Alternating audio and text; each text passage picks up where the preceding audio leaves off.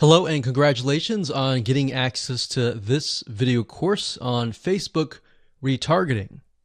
Okay, so this is video number 1, which is the introduction and getting started. So before we get started, I want to give you a quick overview of what's inside this video course so you know exactly what to expect. So obviously this is video number 1. Video number 2 is going to be a visual map of Facebook retargeting. And what that includes is I'm going to show you how Facebook retargeting works. And a lot of times people jump straight into showing you how to set things up. But unless you really understand how everything fits together, what connects to what, and all of that, it's really going to become confusing. Because if you set things up like an email opt-in retargeting campaign or a blog post campaign, or a purchase retargeting campaign, every one of those is different. So once I show you the basics via a visual map, that's when we show you some real life examples in video number 3. Of course, in video number 4, I'm going to talk about the Facebook pixel, what it is, why it's important, and how it's used. And of course, from that point, we'll move to video number 5 and talk about how to add the pixel to your website, whether you're using WordPress, ClickFunnels, Lead Pages, or any other landing page builder. Video number 6 will talk about pixel variables and settings, otherwise known as standard events, such as how do you tell Facebook that somebody has landed on your page, somebody has converted into a lead, somebody has added the product to their shopping cart. Maybe you want to find people who have added things to the cart but have not yet purchased so that you can show an ad to them, remind them that they are interested in that purchase, and perhaps give them some sort of discount as well.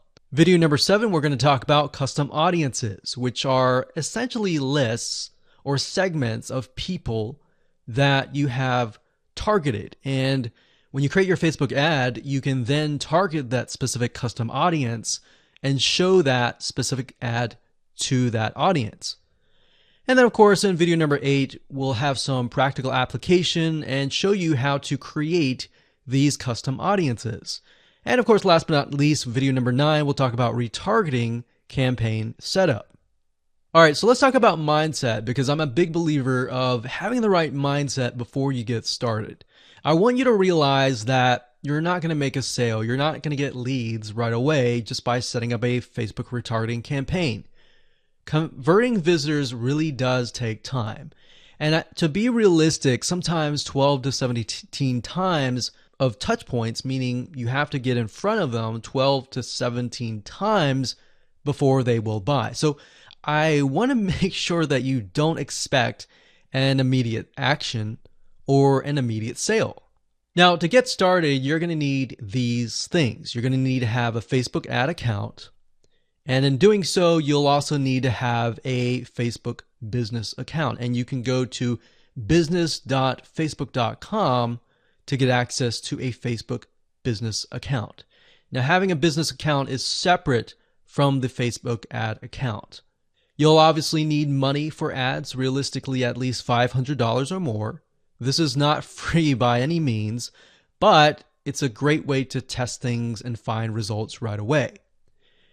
You'll also need to have an idea of how you are selling your product or service in terms of your website, in terms of your funnel landing page setup, meaning how many pages do you have in your funnel? Do you have 3? Do you have 4? Do you have 5? How many? So you want to have an idea of that before you get started, because it'll start to make sense once I show you around. And of course, you'll need to have some sort of mind map or flowchart software. And the reason for that is it will help you be able to map things out, map your own plan of attack out, so that you will be able to successfully implement everything that we're teaching you. Hello and welcome back. This is video number 2, and in this specific video, we're going to show you a bird's eye view of how Facebook retargeting works. So you may have a general idea of how Facebook retargeting works, but my goal here is to kind of give you a visual mind map of how all the pieces connect together. Because if I jump in and start showing you to do this, to do that, and I don't explain what things are and why things are important, I know that you will get confused, and I don't want to overwhelm you, so that's the goal here. So let's dive in. Obviously, this is going to be the visitor, and the visitor comes to a website, a landing page, whatever page that you want. Let's say that it is a blog post, and it could be a specific blog post. It doesn't matter. So they visit this blog post, and on the blog post, in order for us to know that they visited the blog post, there's going to need to be a piece of code. And that piece of code is called a Facebook pixel. Now, I'm not going to talk about that right now, but all you need to know is that the Facebook pixel tracks them. I'm going to talk briefly about the Facebook pixel later on because it can get kind of technical. So all you need to know right now is a piece of code that tracks them. It lets us know that they have visited this particular blog post. Now, bear in mind that if you want to learn how to set things up with different scenarios, what do you do with an opt-in page? Or what do you do when you're trying to get somebody to fill out a form? Or what do you do when you're trying to sell a product? Well, I'm going to talk about different real-life examples in the next video. All right, so just keep that in mind. Let's just talk about the basics. Okay, so from this point, let's say it's a blog post, and maybe in this situation, what we want to do is whenever somebody visits this particular blog post, we want to create an audience specifically for this. All right, so whenever somebody visits here, they are going to have the Facebook pixel there, and then this visitor essentially will be added on this part to a custom audience. All right. And don't worry, we're going to explain all of this later on. Now, this custom audience is going to allow us to say, okay, anybody who visits this page is now added to this audience here. Now, why do you need an audience? Well, you need an audience because when it comes to trying to put ads up, so let's put this up. Let's do a Facebook ad.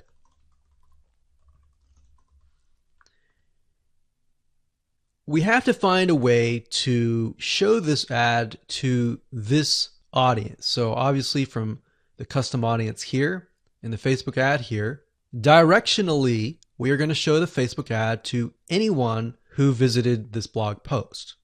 So this is a very, very basic Facebook retargeting. So let me repeat this. Let's do a recap. A visitor comes to the blog post, and this piece of code is just happens to be on this blog post, which will allow us to know, okay, this person visited it and they're segmented into this audience, and therefore we then show them Facebook ads on Facebook to this custom audience. So that is a very, very basic scenario. Now, it can get a little bit more tedious if you add more things like email opt-ins or everything else like that. But I just want to start with the basics. We'll talk about more about real life examples in the next video. Now, what you will need to learn is the Facebook pixel, how to use it, how to set up different things like triggers, different ways to work with variables. And the Facebook pixel is just more than a piece of code. It can track when somebody visits a page. It can track when somebody buys a product. It can track when somebody opts in. So in other words, if you want to know if a conversion happened, then you will need the Facebook pixel again. So the Facebook pixel is essentially a piece of code that is on your whole website, and based upon where they land, where they convert, it is all recorded. So we'll talk more about that later on, but let's move on to the next video, and I'm going to give you some real life examples and real life scenarios. We're going to show you different mind maps for different scenarios so that you have an idea of kind of how things work. Welcome back. This is video number 3, and as promised, I am going to give you some real live examples of different scenarios so that whether you're trying to build a list, or whether you're trying to sell a product, or whether you're trying to just brand yourself, different scenarios call for different setups and different types of campaigns. So we talked about the blog post earlier, and that's fairly simple. But let's say, for example, that you want to build a list. How do you set things up? All right. What if they don't opt into the list? How are you going to retarget them to get them to sign up for the list? So what you really have to do is you have to get an idea of what you want to achieve. What action do you want? Do you want an email? Do you want a sale? Do you just want to brand yourself and expose people to your awesome content? And there are other different scenarios as well. How do you get somebody to fill out a form? So how about we cover those right now? So let's do opt-in list. So let me jot this down so we don't forget. So we're going to cover next. So we covered blog post. We're going to cover email opt-in, a sale, and perhaps a branding. Yeah, we actually, blog post is actually branding. So branding. Now you could go further and show them ads of other related content as well. You could do that. But the goal here is to try to keep things simple. All right. We don't want to get too complex, because believe it or not, Facebook ads can get very, very complex. Funnels can grow and be extensive as possible, but let's keep the things simple. So we got a sale. Well, let's do perhaps a form. So you have to think, what is the intention or the goal? So the goal with an email opt-in is to get an email address. The goal of a sale is to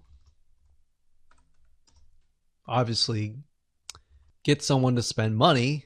So getting somebody to pay. So get someone to buy.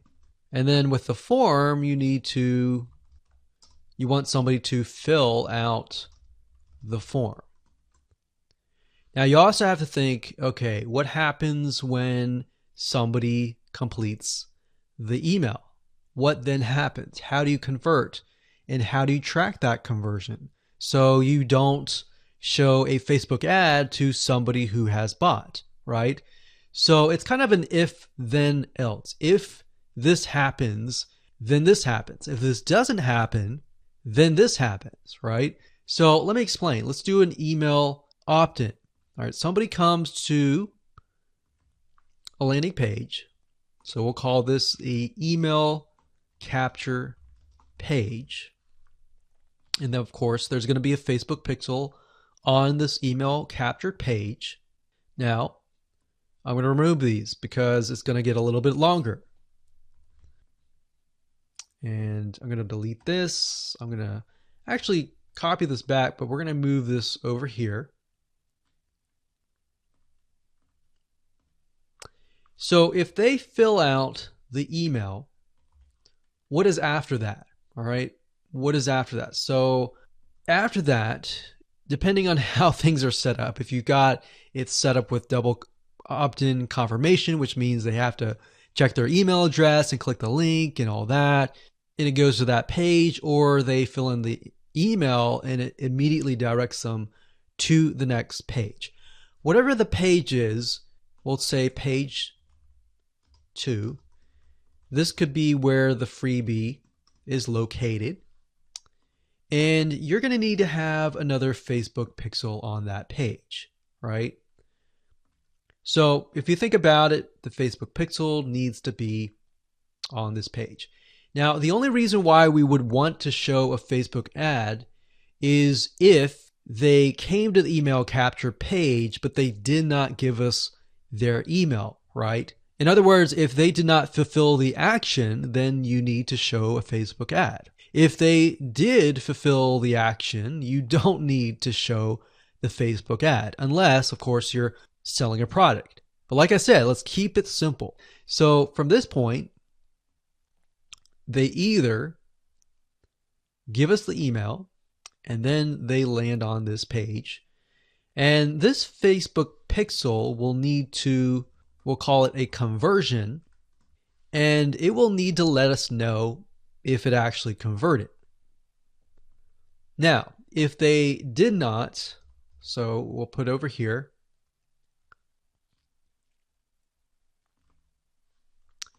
did not give email. So this is if they gave us the email. If they did not give us the email, and that's why I put an arrow here. So these are scenario 1. So we could actually name this. Let's name this scenario 1.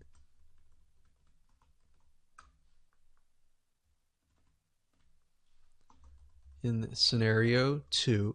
And obviously scenario 2 doesn't have a page or anything. It's just merely they exited this specific page. If that's the case, we want to retarget them, right? So we are going to say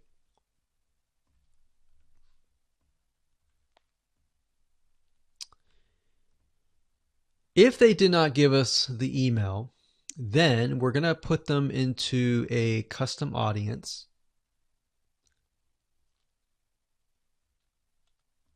So in certain respects, what it's going to do is if somebody visited this page, but they did not visit this page, then we put them in a custom audience. If they visited this page and this page, then we do not retarget them. Now, it's going to be a little bit more easier to understand when I visually show it to you. But I just want to give you a bird's eye view here. So at this point, they did not give us the email, so therefore we add them to custom audience, and then we show them a Facebook ad. Now we could add those who signed up into another custom audience as well. So let's say we want to build a list and then we want to retarget them with a lot of great content or a product, for example, that we sell within the email. So different scenarios will require different setups. So that's one setup. That's an email setup. So not only are you setting things up for if they fill out the email, but if they do not fill out the email. So the next thing we have is a sale. So you'll notice that it's actually very similar. If a visitor comes to a page, and this page can be the sales page, and of course we pixel them, and then they either buy or, so scenario, they buy, and that is a Facebook pixel conversion, or they do not buy, and then we add them to a custom audience and we show them a Facebook ad for the goal of trying to get them to buy. Maybe they're not ready to buy, right? So you could show a Facebook ad of free content that is related to the sales page.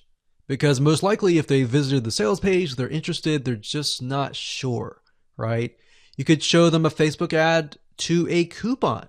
So there are many different ways of doing this. So now you can kind of get an idea. It's very, very similar from the email to the sale. Any type of conversion is very, very similar. So now we have a form. So let's see here. We got sales page here. And let's do a form. So they come to the form, and our goal is to get them to fill out the form. So we got a Facebook pixel here as well. Of course, scenario 1, they fill out form, and then we have a Facebook pixel, and we're able to track that they did fill out the form. And scenario 2, they did not fill out form, so we want to retarget them with either really good content or something that speaks directly to them to try to get them to come back and fill out the form. And that can be the Facebook ad. So as you can see, anytime you have a action, it actually becomes very, very similar in the setup. So now that you have a better idea of the different real life scenarios and examples, let's move on to the next video and talk about the Facebook Pixel, what it is, why it's important, and where to get it. Hello and welcome back. This particular video is video number 4, and we're going to focus on the Facebook Pixel. So we briefly talked about that earlier, but before we dive in, I want to say that you will need to have a Facebook business account. So to do that, you'll need to go to business.facebook.com. That's business.facebook.com. You'll need to create an account so that Facebook knows that you have access to certain ad accounts.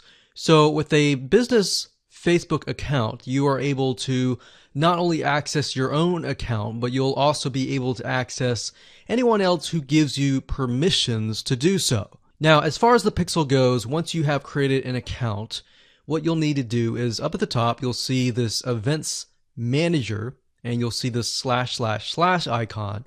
You'll click on that, and then you'll click on the All Tools down here, and then you'll click on Pixels right here. Now, bear in mind that Facebook oftentimes will change around their user interface. So if it doesn't look exactly like this, then look around and you'll likely find the pixels. Now, like I said, Facebook changes their user interface a lot, sometimes every month, sometimes very frequently. So just keep that in mind. So what you need to do is simply go to Pixels right here, and then you'll land on this specific page. Now, as I briefly mentioned earlier, a Facebook pixel is merely a piece of code that you put on your website. And we'll talk more about how to add that to your website, what are best practices, and all of that. But basically all you need to know is the Facebook pixel is a very powerful piece of code that allows Facebook not only to see who visits your website, who converts into a sale, who converts into an email opt-in lead, who perhaps fills out a form, and more. It also collects a lot of data about the visitor, who they are, what sites they visit, and a lot more data. In fact, Facebook in itself has so much data that as far as being an advertiser, it enables you to reach more people that are actually interested in what you have to offer. So that's basically what a pixel is. And to set it up, all you have to do is go to this page, click on Setup here, and it'll give you different options. So you can either click this here to manually install the code yourself, and it'll basically give you a piece of code that you will install. Or as you can see here, it says Facebook Pixel currently integrates with these platforms here. So you can click that and it'll allow you to add it to these locations here. And if you are not a web developer and you have a web developer and you prefer to send that information to them, then you can click email instructions to the developer. Now, we're going to talk more about this in the next video on how to get the code, how to add that code to your website. If you're using a WordPress website, what kind of WordPress plugins should you use? And we'll talk more about that in the next video. Hello and welcome back. This is video number 5, and we're going to talk about how to add the pixel code to your website. Now, it's really going to depend on what kind of landing page creator you use, what kind of website platform that you use. So for example, WordPress is going to be a little bit different. I'm going to show you a WordPress plugin that you can use. If you're, say for example, using a HTML website page builder or ClickFunnels or Lead Pages or OptimizePress or any other type of landing page builder, you need to make sure that the pixel is on every single page of your funnel, because you're going to want to track everything from start to finish. Or you just want to put the pixel code on the pages that you want to track. For example, the pages where they initially visit, the pages where they convert, the pages where they don't convert, and so forth, so that you're able to kind of get a bigger bird's eye view of what is happening, what people are visiting, what people are not, and all that. So if you click on the install pixel code in Facebook Manager, then you'll see this page. Now, like I said, it can change, but basically what you need to do is it says locate the header code for your website. So what you're going to look for is the head tags, and you're going to put the pixel code within these tags. So like I said, it's going to differ based upon what kind of platform you use. But the majority of times, if you are using something like Lead Pages or ClickFunnels or something similar, then they will typically give you the option to add some sort of code to the head tag. So that's actually very easy to do. Now, when it comes to something like WordPress, you will want to add this code to a plugin. You could do that, or you could add it to the header.php template of your WordPress theme. So I'm going to show you different options that you can take, 2 different options for a WordPress site. But of course, if you're not familiar and this is a little bit overwhelming, you can always get a web developer to do this for you. It's really not hard to do once you understand the concept. So now let's talk about the WordPress plugin that we highly recommend that you use. We actually use this on a lot of our WordPress sites, and it's a free plugin. If you go to wordpress.org/plugins/pixel your site, as you can see here, or you can simply come here, click on plugins, and type that in here. That's fine as well. But this plugin is very useful, and it allows you to add your Facebook pixel to certain pages of your WordPress site.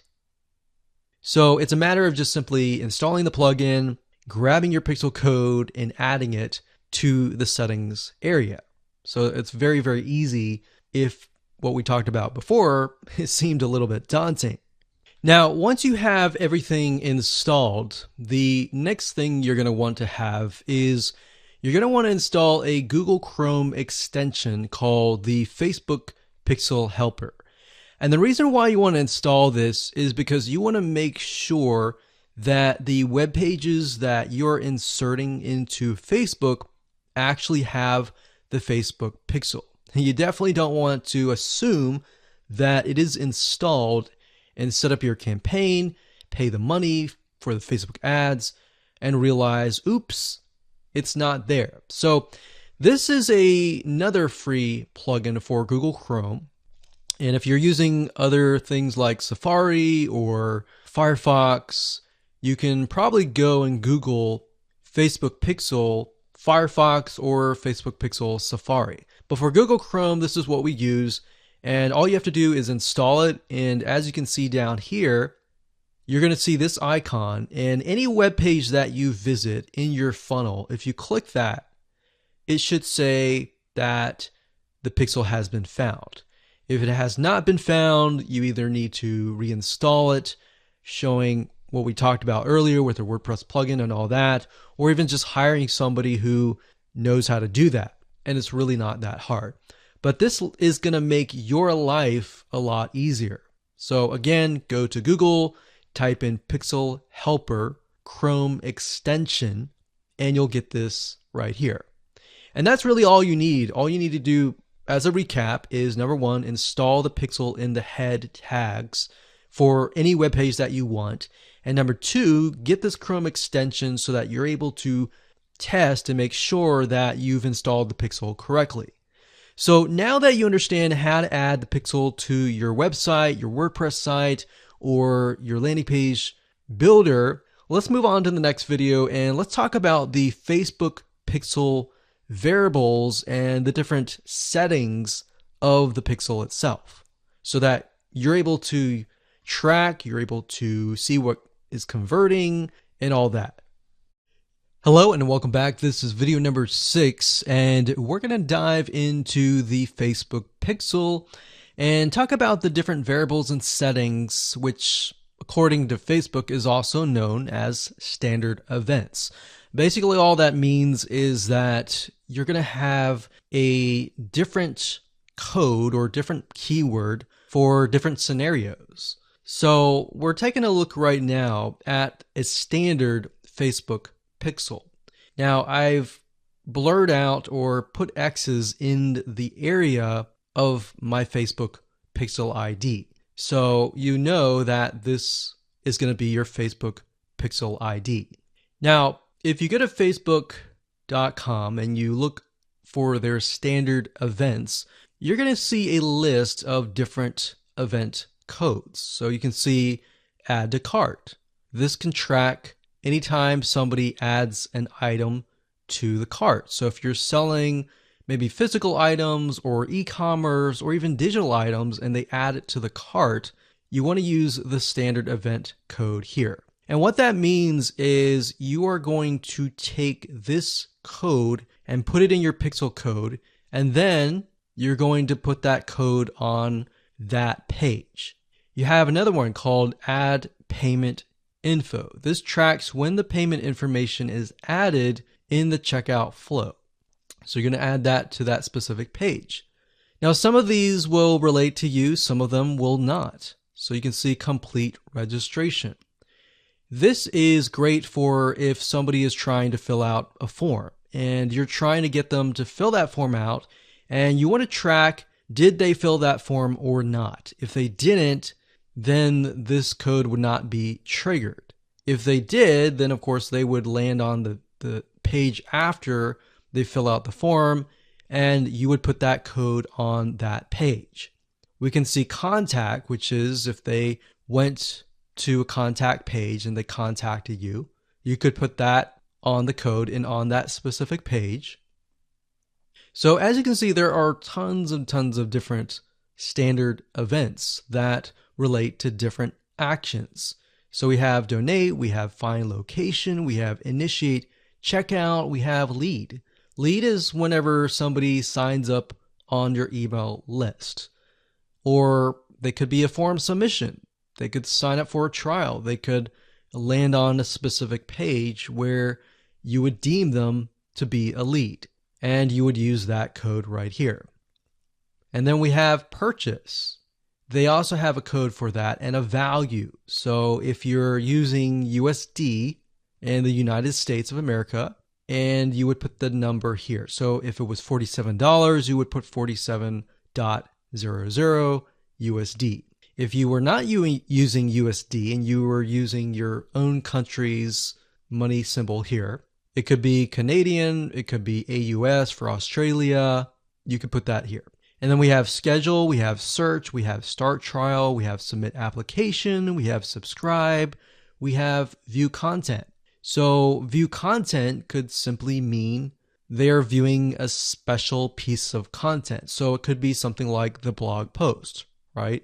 So we could send them to the blog post. You would make sure that the pixel code has this specific code in it. So why don't we go back to the pixel code and let me show you what you need to do. So let's say, for example, view content. So you're going to highlight this, click copy, and then you're going to go back to the pixel code here. And the only item that you want to change is this item here. So where it says FBQ, parentheses, track, comma, page view, we're going to remove that and then we're going to put that here. So in this case, it's view content and page view is going to be removed. So what we're going to do now is we're going to take this code and put it on the special piece of content page where we want to track it. Now, if it's a lead, we simply remove this and type lead. Now, when you run your Facebook ad campaign, what's going to happen is in the campaign, you'll see these keywords. So you can also put your own keyword as well. And it's going to tell you the keywords, how many people visited it, and all that. And you yourself will know, okay, so this many people out of 100 people came, 10 people, 10% became a lead. So you'll see leads 10. And that will give you an idea of what is actually converting. So let's do something else. Let's go back up here and let's do purchase. So we're going to copy this. We're going to go back here. And instead of a lead, we're going to copy and paste this here. This is track purchase value. Let's say it's $47, and that's all you need to do.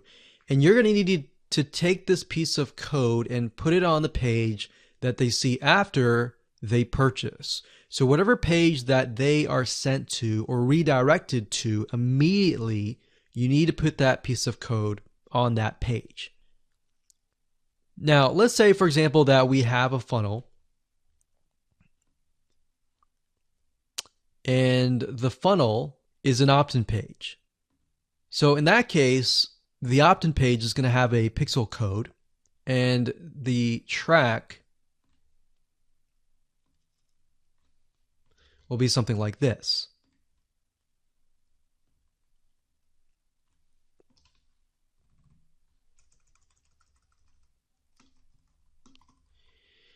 So the opt-in page could be a page view or view content, and then the next page after that, if they subscribe, could be a lead.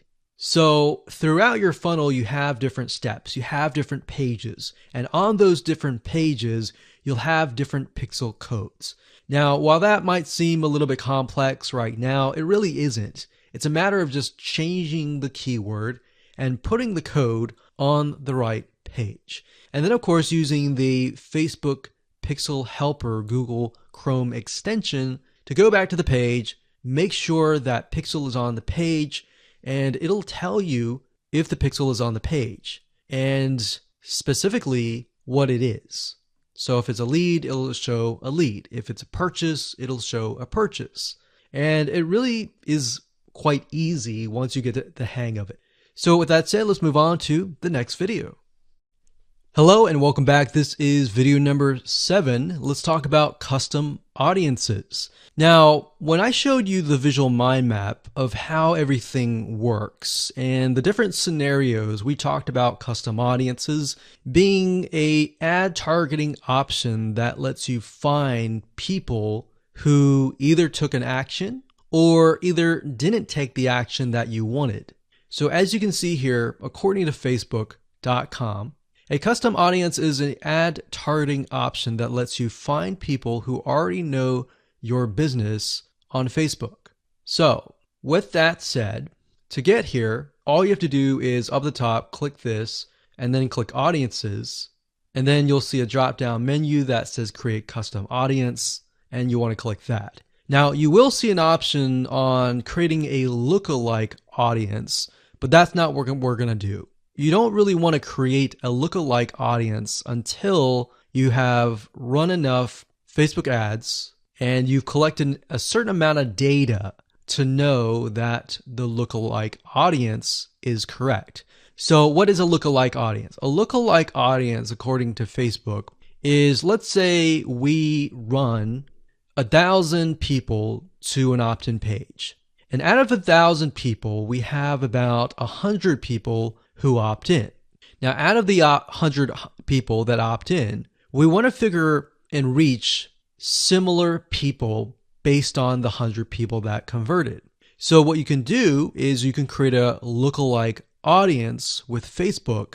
And what Facebook will do is it'll go out into the database and find people that are very similar to the people that have opted in.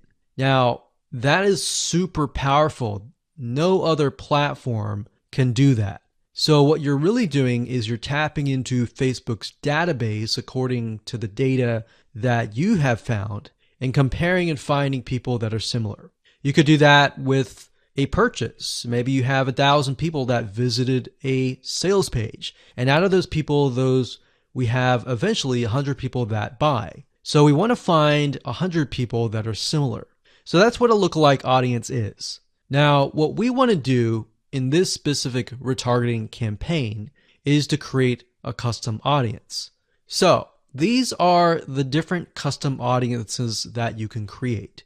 Now, I'm not going to talk about how to create one just yet. We'll talk more about that in the next video.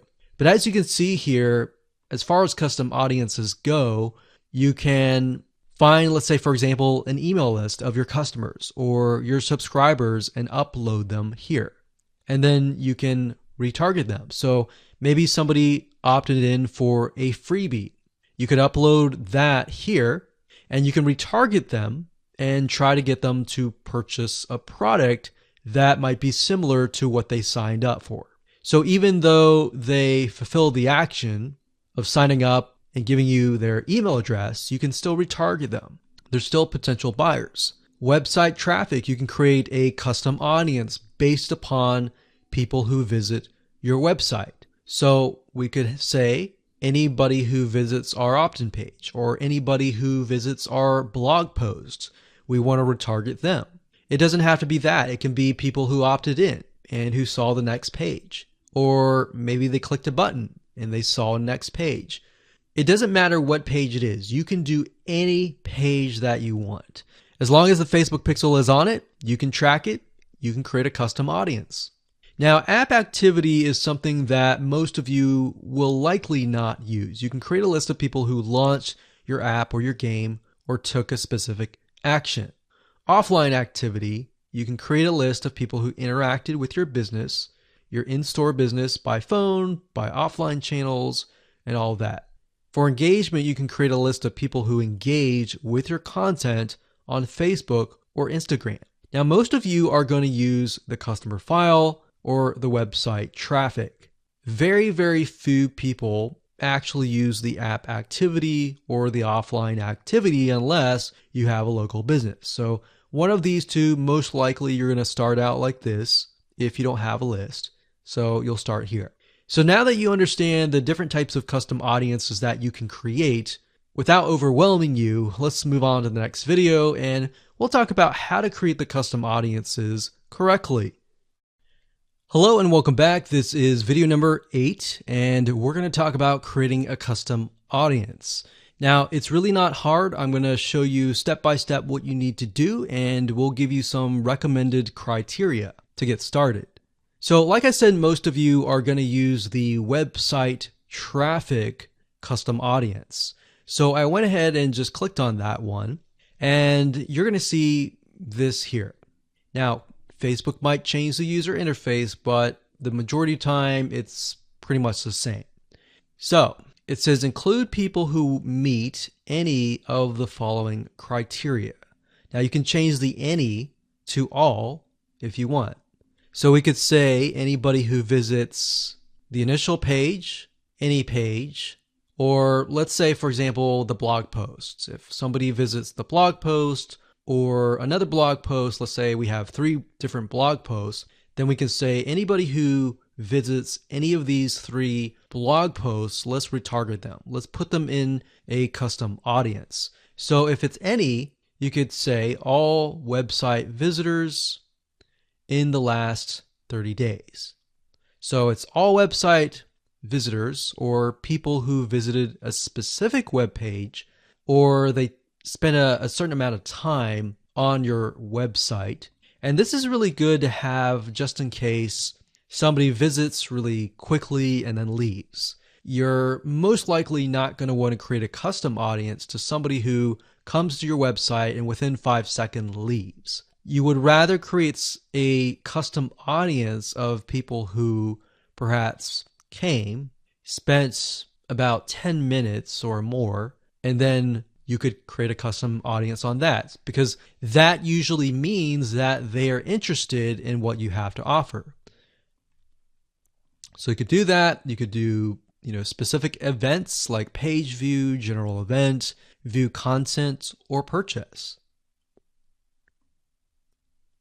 Now, if it's a specific web page, then you're going to want to enter the full URL, or what you could do is you could say anybody who visits a specific web page that has the keyword blog in it or paint, something like a keyword. Now, what I would recommend is to enter the full URL right here. So you could have one here, you could include more, like so. So you could click that and include more and more and more. Or you could say something like include people who meet all. So they have to have visited blog post 1, 2, and 3 in order to be considered part of that custom audience. Now, what we found over the years is the more specific, the better. If you can get a custom audience for a very specific page, then when you create a retargeting ad, you will be able to talk to them very specifically. It becomes a problem when you become too general and the Facebook ad is too general and it doesn't really meet the specific needs of that visitor, if that makes sense. Now, another question that you might have is, well, out of the 30 days, do I want to do 30 days, meaning anyone who visits the specific page in the past 30 days is going to be inside of this custom audience?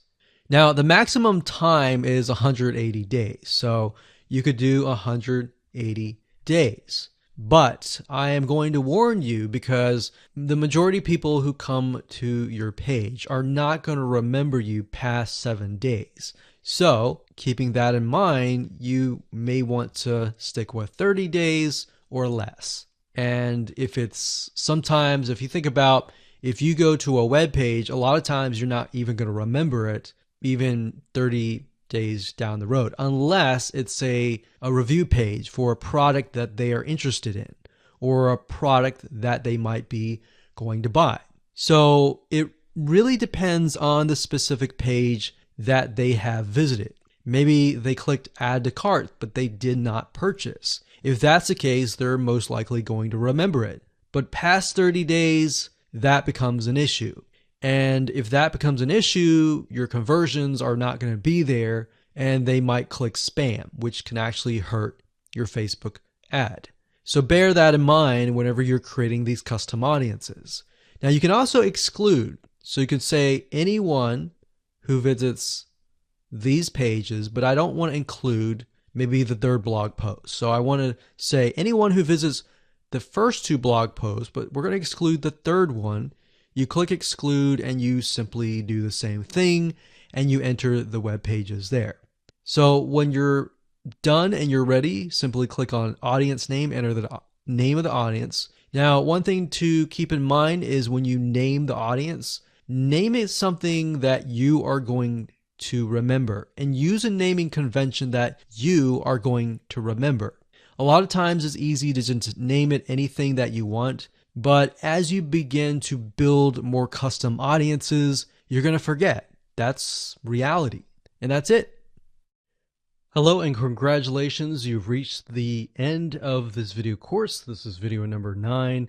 And we're going to talk about how to set up your Facebook ad and then set it up so that you are targeting the custom audience. It's actually very easy to do. All you have to do is simply go to your ads manager, create a ad, and then you'll see this screen. Now, as I said before, Facebook likes to change up everything oftentimes once a month, or if not more. So you may not see this screen at all. You may see something totally different. But as of now, it says, how do you want to create your ad campaigns? You can create complete campaigns with all the details now, or you can simply set up your campaign structure and fill in the details of your ad sets and ads later. So in this case, we're going to do this. And then of course you have the campaign, you have the ad set, and then of course you have the ad. So it's top down. So you have the campaign, which is the overarching, essentially covering everything. And then you have the ad set, which you can use to focus on the audience, the placements, and the budget and schedule, and then of course you have the ad. So as you can see here, the custom audience will be chosen under the ad set level. So at this point in time, you're going to want to choose an objective. Either you're trying to brand yourself and you're simply going to drive people to a blog post and that's it, or you can use traffic, engagement, app installs, video views, which is great for videos, conversions, catalog sales, or store visits. Now, like I said earlier, most of your objectives are going to be traffic. So we're going to go ahead and click this here. And then of course we're going to name the campaign. We'll call it retargeting test 1. You can split test, you can do budget optimization. We're not going to do any of that. We're going to keep it simple. Now, as you can see here, this allows us to focus on a specific demographic. So we've got traffic, we scroll down, and this specific area allows us to choose the custom audience. So as you can see here, custom audiences, you simply click here and you will be able to choose the custom audience. Now, I'm not going to do that now because I've got several custom audiences in there, but you just click here and then choose the custom audience. And it's really that easy. Now, location allows you to specify a specific location. So if you want to do custom audiences, anybody who visited a specific page, but is also located in the United States and is within the age bracket of, let's say, 20 to 30, or even 60, and we only want to focus on men or women, and we only want to focus on a specific language, or we want to do all. So as you are changing these items here, you're going to see a little meter on the right hand side, and this will give you an idea of your potential reach or how many people you will be able to reach. Now, if it's a custom audience, most likely that number is going to be lower. And just bear in mind that if you just started your custom audience, sometimes it takes time and for Facebook to collect enough data for it to actually populate. So sometimes you may not even see it say potential reach 1,000 yet because it's still populating and you're still gathering enough data. So imagine Facebook is trying to gather enough data about your audience in order for it to actually show your ad to that audience. Now, you can specify it and make it more detailed, but I wouldn't recommend that. If you're focusing on a custom audience, I would focus on the whole audience. And then, of course, you have placements. We just choose automatic, and then the daily budget. Usually a good start is $5. You can run the ad set continuously starting today, or you can set a start date and an end date. And there we go. So all the ad set level is focused on custom audiences, the targeting, and all of that. And then, of course, when we move to the ad level, that is when we begin to create the ads, the graphics, and all of that. But I really wanted to focus primarily on this so that you can see where you're supposed to choose the custom audience. So you can only choose, in this case, you can choose several custom audiences, but you don't really want to, because you want to make a Facebook ad that is focused on a very specific person. And that's really all it is. And as you can see, it's not hard to do.